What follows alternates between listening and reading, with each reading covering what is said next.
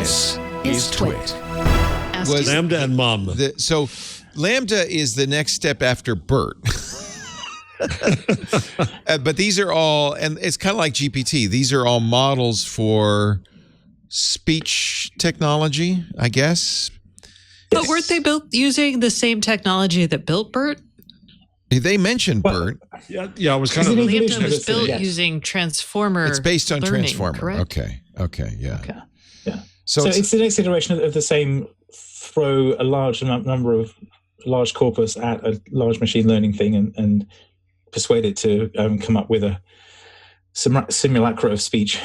So the demonstration they did, which was the planet having a conversation with the planet Pluto and then with a paper airplane, implied that it's more than just a text-to-speech simulator. It's almost like ELIZA. It's a conversational AI. Well, you can do that with GPT-3, but you can say, I'm having a conversation with Sherlock Holmes, me type of thing, Sherlock Holmes, and it responds to Sherlock Holmes or whatever. You can it contextually, it's got enough backup that it will generate something that's vaguely plausibly that kind of thing. But it's doing the same thing. It ends up being like really bad improv. It's like, okay, I'm kind of bored with this thing pretending to be Pluto.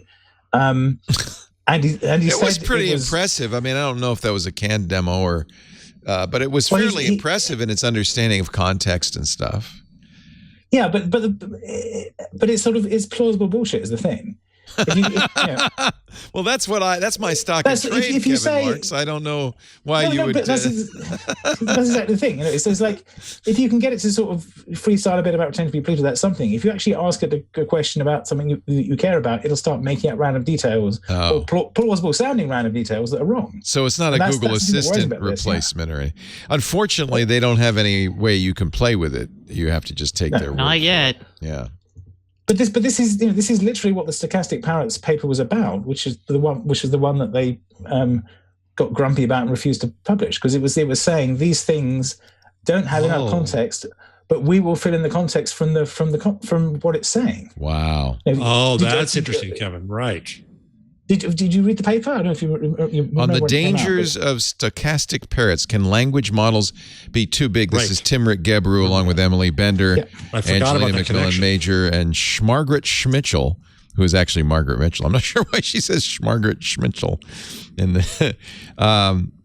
So their complaint is what? That the training sets are biased, or which we've heard before. Well, there's lots of things. Basically, the size rate is so big you don't know what it's doing.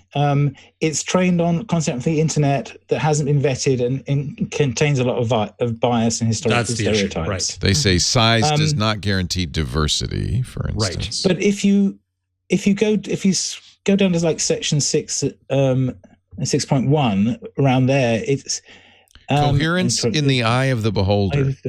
So basically, what they're saying here, I'm trying to find the sentence I dragged out of it yesterday, but this is such a shame that both Gebru and Mitchell were fired over this paper. Is frankly stunning and unacceptable. It is. I mean, so risks and harms 6.2. This is it. The ersatz fluency and coherence of language models raises several risks, precisely because humans are prepared to interpret strings belonging to languages they speak as meaningful and corresponding to the communicative intent of some individual or group of individuals who have accountability for what is said. So basically, we fill in the gaps in its nonsense. We project, and we always project. That's what humans do, and that's why your child thinks that Echo is real as a person, or that they're talking to somebody with a Google Assistant, and more than projecting personality on it, we project authority on it, and that's the risk. Yes, especially because it's coming from Google. Well, Google knows everything. Right. And, and to some extent, Google does know everything, but what it doesn't, it can't actually make sense of things a lot of the time. And it's making more, I'm not sure it's making more errors than it used to, but it's making different kinds of errors than it used to. So I was, if I search for my name in the UK, if I search my name in America, there's now a professional footballer called Kevin Marks, so the results are all him now. If I search my name in the UK, I hate it when that happens. It was probably annoying for him when he was searching before just getting my blog. My father hates it when he searches for his name and gets me all the time now. Yeah, no, I mean, it is contextual now. It used to, this was when we were working on the Google profiles. One of the cases was people should be able to find other Kevin Markses than me, or you shouldn't get a blog post for everything. But blogs were what was made up the internet at that point. Right. So that's all there was. Yeah, and if you were a blogger, you were it was the most overvalued. linked stuff, and therefore it did very well in. Well, how do you think, as a podcaster, I've felt about that all along? You can't index into podcasts. You damn bloggers getting all the attention. Well, you can now. I know you can. I don't know anyway, if they you should do. post transcripts. Yeah. You do post transcripts, don't you? No, we don't. It's too expensive to make them. Yeah. Anyway, sorry. Digression. If you search for Kevin Marks in the UK, there's someone in Scotland called Kevin Marks who horribly murdered his wife, and so it says Kevin Marks, programmer, Kevin Marks, murderer, whatever. There's the headlines getting mixed in. But in the sidebar, there's a little thing of, maybe it's just for me, but there's a little thing. Did you mean this Kevin Marks? Because there's a knowledge pad for me, right? There's little people thingies, widgets you got on the side. Click here for more about this Kevin Marks. So I click that, and it keeps some of the murderer bits as well. So it's basically saying I'm a murderer. Oh, yeah. I've got another friend who's an academic, who's got a fairly she's got a not an unusual name, but a fairly common name. But she shares a name with someone who was kidnapped as a child. Right. So when she searches for her name, it shows a sidebar box for the kidnap victim, but with her photos, because there are no photos of the. And the problem is, because it comes from Google, it's given weight that it doesn't deserve. And this is what this paper says. I'm going to quote another line from that same section.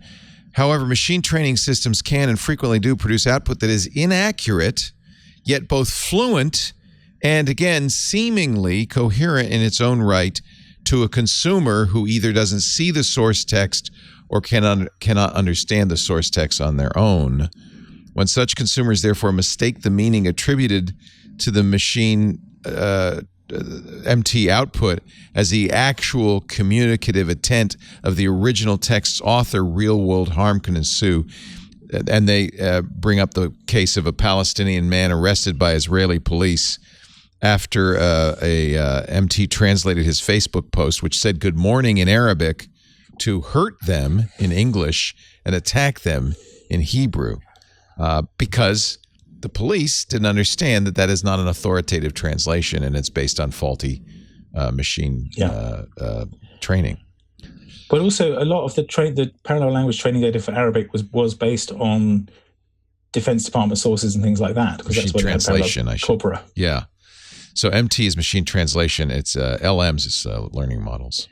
So yeah, this is a good paper. Actually, I had not read it. No, it's definitely worth reading. I've put a blog post I wrote 11 years ago, which was the same kind of thing. But I found a bunch of literary things that refer to this. But basically, these language models are sort of stringing bits of text together.